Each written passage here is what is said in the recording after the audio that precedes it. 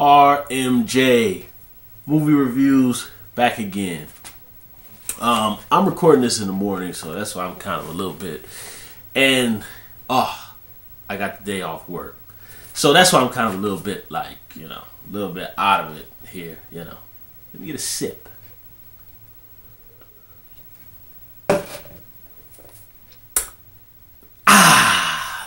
Okay, good to go. I'm coming with an on-the-fly movie review of the newly released to DVD Spike Lee film entitled Chi-Raq. This film, as we know, the last couple years, Spike Lee has been pretty obscure. You know what I mean? Those of us who remember his movies, I was introduced to his films obviously in the 80s when he was coming up, because I had older brothers and sisters who were teenagers at the time. I was like 5 or 6 or 7 or 8, and they used to watch his films a lot. So my first introduction to Spike Lee was actually School Days, and then I pretty much saw them in order as they came out. The only one I never, actually one of the ones I still never seen to this day is Mo Better Blues. I know, guys, it's a shame I've never seen Mo Better Blues. I've seen pieces of it, but I never seen it all the way through. I'm gonna get it on Netflix and check it out, but pretty much I saw all of them except for Mo Better Blues. Chi-Raq is, I didn't even realize it was actually a musical, but the film was playing like at one theater here, and I was gonna go check it out, never got around to seeing it, and I was at Redbox last night and I saw it was in there, so I figured I'd check it out. I did not know this was a musical. That probably would have stopped me from renting it had I known it was a musical. I'm going to say right off rip, I do not like musicals. I've never have liked musicals. I always consider myself an actor, and I love movies. And I like plays too, but like when they're plays, I like them to be plays, if it's going to be dialogue driven. I do not like my music. I don't like musicals, and I just don't like I don't like them. I don't like to go watch them on stage, and I don't like to watch them in movies. It just, the tone throws me off too much. I don't like you have moments of dialogue, and then it's like, well, why did you kill your father? I killed my father because I can't stand it. I just can't stand it. Now, not to say I don't like musical montages, because I grew up on 80s films, so, of course, I used to love BET back then and MTV and all that. I like music videos and all that, but I don't like the tone of the musical, of switching between dialogue and long stretch. It throws me off too much. I just don't like it. But, I do like Spike Lee films. I like School Days. I really like School Days. Well, School Days is that, I don't even consider it a musical. It has musical numbers, but it's not really a musical. And also, too, that's different the way that's done. Like in School Days, you got the scene with Tisha Campbell and Jasmine Guy, and the girls are dancing on stage, and that's a show production within the film, so it makes sense. But, okay, I'm digressing a little bit, but what did I think of Chi-Raq? This is supposed to be kind of, a modern-day satirical, musical kind of commentary on Chicago black-on-black violence. Which I think Chi-Raq, I think this was taken from a stage play or a stage musical. I'm not very familiar with it, but forgive me, guys, if I don't know that. But this movie very much reminds me of course, like I said, School Days. It reminds me of stuff like the Rocky Horror Picture Show, with kind of the very over-the-top characterizations, the over-the-top delivery of certain dialogue scenes to emphasize the point. But the whole thing is that these are stuff that's stage productions, and when you put them on film, sometimes for example, there's a scene where the character says something like, "I need me some pussy now," and his eyes and stuff are bucking out. On stage that makes sense. Sometimes in a film it kind of, doesn't make sense. That's why sometimes I have a little bit of problem with these. Dreamgirls. I actually like Dreamgirls, but I love the cast in that movie. I can't watch it over and over again, but I like Dreamgirls. Dreamgirls a little bit more subdued. Chi-Raq kind of goes more for, like I said, Rocky Horror Picture Show, elements of School Days. That's kind of, or Romeo and Juliet with Leonardo DiCaprio and Claire Danes from, I think that was in 96 or 97 when that movie came out. I remember I was a freshman in high school. But either way, this is kind of, Chi-Raq kind of goes more for Romeo and Juliet and the Rocky Horror Picture Show type of over-the-top spectacle stage kind of theatrical thing. And I liked it. I can't lie. I mean, Spike Lee's movies are long. This is, I think, 2 hours. And I think when it hit about the hour and 20-minute mark, I was starting to squirm. It was just, I had enough. I just can't take it. I just can't. But I thought the movie was good. And I like the message. And I like all the actors, Nick Cannon, I've never been a fan of. I don't know. I've never been a fan of Nick Cannon. We're both the same age, so as his movies were coming out, I was dragged to the theater to go see Drumline when that came out. But hey, I was trying to get on with a hot chick, so I went to go see that movie. Drumline was okay. But I've never been a fan of him. But he does good work here. Oh my goodness, the actress in here. I'm sorry guys, I didn't look up my IMDb credits. I know she's been in other films. She's gorgeous, she's fantastic. She's got those beautiful juicy lips. Very attractive, fantastic actress. Angela Bassett pops up, does her thing. She did a little booty shake at one point in the movie, and I was like, damn, Angela, 40 plus, oof.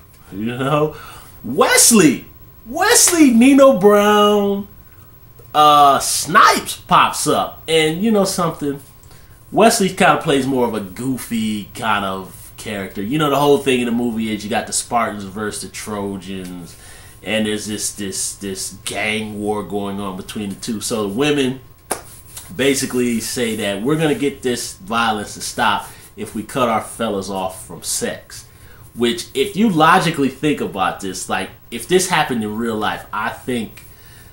If we realistically think about this, because stroking them out, can only work but for so long for guys, and how women do their thing. That stuff can only last for so long before you lose your mind. And I do love this one part in the movie where like the girls are like dancing. They've locked themselves in this facility so their men can't get to them. So they're like doing like this seductive dance. And the National Guard is there, and next thing you know, they got the dude tied up like in a straitjacket, and he's like, boogaboo, boogaboo, boogaboo. He's doing the R. Kelly. He's like, boogaboo, boogaboo, boogaboo, booty, booty, booty, and he starts. That was so funny because it was so over the top, but it was perfect delivery. I was funny. Whole bunch of other Spike Lee alumni. I can't remember the actor's name. The guy who's in Deep Cover, who got murdered on the pool table. He's been in a bunch of Spike Lee movies and tons of independent gangster movies from the 90s. He pops up, kind of plays kind of a sellout character like he played in Get on the Bus, where he played the cop. And he plays that character well. The other actor, I forget his name. Light-skinned brother who was the gay man on Get on the Bus. He was in Mo Money. He played Stacey Dash's ex-boyfriend in Mo Money. And he was in the Robert Townsend film, 5 Heartbeats. I forget his name, but that man looks exactly the same. I don't think that man has aged at all. Fantastic actor. D.B. Sweeney from The Cutting Edge pops up in here. I was like, what?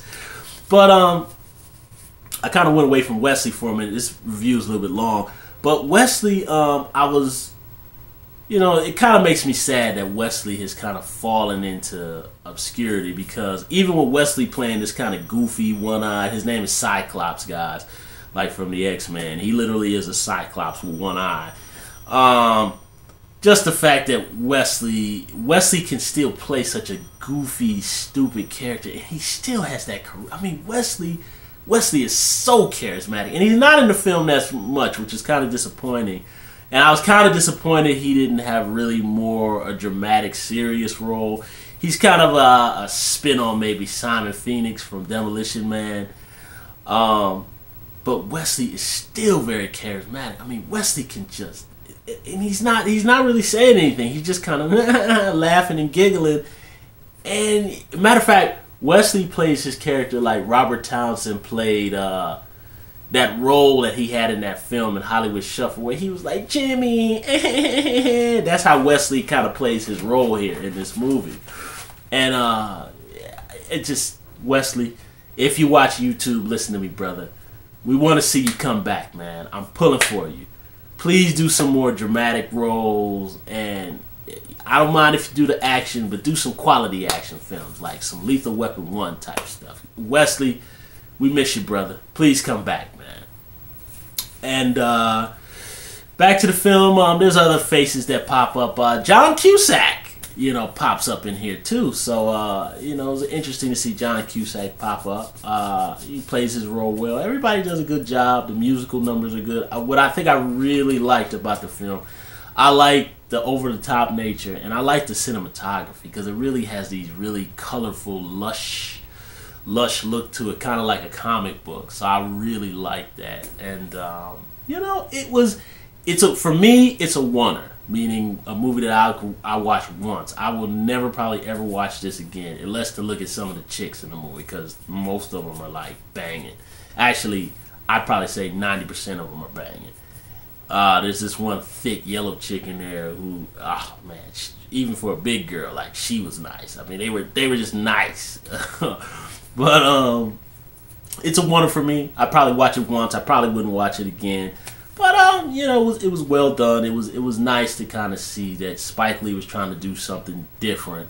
But again, nice that they kind of rolled in the kind of the social commentary, black on black violence. God knows we wish that could change. Life is life. All we can do is pray. But it was good. It was a good movie. I forgot Samuel Jackson. And Samuel Jackson does tons of nods in his dialogue to kind of the character he played in Do the Right Thing, who was kind of narrating over the radio. And he even does a lot of verbal nods to some of his dialogue from Juice. Snappy nappy dugout. You know what I mean? He pops up and says that kind of stuff, which I think he was in that scene. I haven't watched Juice in a couple years. But Chi-Raq, I liked it. It was good. I'll never watch it again because I don't like musicals, but it was very well done. It was very well over the top. A lot of Spike Lee regulars, familiar faces, a lot of black character actors, a lot of white character actors who pop up in here. It was very well done, but I will never watch it again. So anybody who has an opinion on Spike Lee or Chi-Raq or any of the actors I mentioned, thumbs up my video, subscribe to my channel, leave some comments down below. RMJ Movie Reviews. I'll be back with another review. I don't even know what it's going to be. I think for the month of February, I think I'm going to go back to, I'm going to do my Black History Month movie reviews, and I'm just going to start mixing it up. I'm going to be doing some old school 80s black films. I'm going to start I want to do some stuff with Eddie Murphy from the 80s, because Eddie's fallen into some obscurity. So, and then I'm going to be mixing up with just newer release films, and films I just catch on the fly. So RMJ Movie Reviews. I'll see you soon.